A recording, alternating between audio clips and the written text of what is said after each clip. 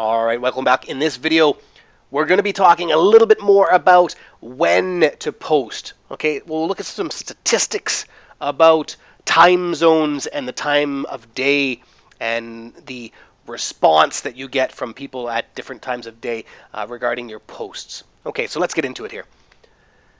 All right, this stuff comes to us from Kissmetrics, and it's courtesy of Dan Zarella. So, this is the percentage of the population by time zone in the U.S. Okay, so very interesting to know that 48% of the people in the U.S. are in the Eastern time zone. Okay, so over 80% are in Central and Eastern time zone.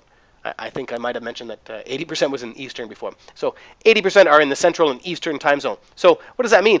That means if you live in the Pacific time zone, then you have to pay attention to where your fans or followers are living. Okay, and we touched on this before. You don't want to be posting according to your time zone if all of your fans and followers are in the Eastern time zone. Okay, so pay attention to where your fans are located.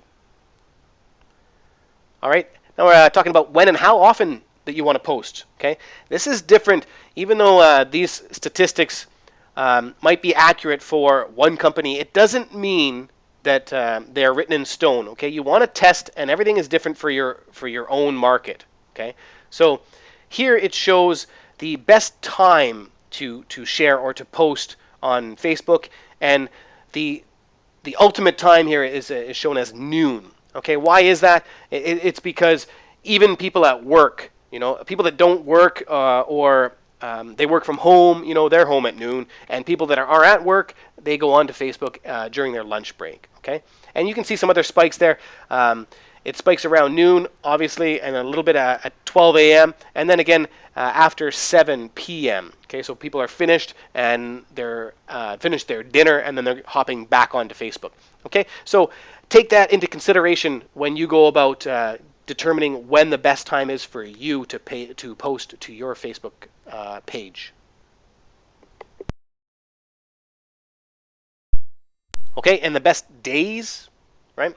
So the best day here shows up as, well, Saturday. Shouldn't be that much of a surprise because people are off on the weekends and they're spending a lot of time on Facebook on the weekends. So Facebook is a really good time to be posting information. So if you post throughout the week, you might want to schedule another post for a Saturday just to make sure that you get the majority of your fans or followers looking at your material, okay, or your posts. And how often? Okay, big question. A lot of people ask, how often should I be posting? And here they say 0.5 posts per day. What does that mean? That means once every 2 days. Okay. Now, this is not, again, written in stone. This could be perfect for your business. Once a day could be perfect for your business. Twice a day. Some pages, some brands who are very successful, they post 4 times a day or 3 times a day. So this has to be something that you have to test with your market. Okay, maybe once every 2 days is not enough, and you will lose people's attention because they won't see you often enough in their newsfeed. Maybe twice a day is too often. So test it out. Ask your fans when you get and you develop a fan base. Just ask some people, how many times would you like to see posts from us?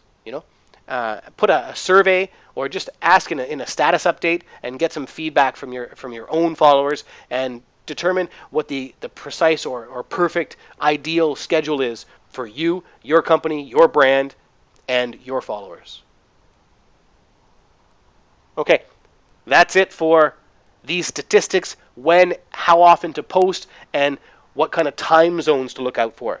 So we'll see you in the next video then.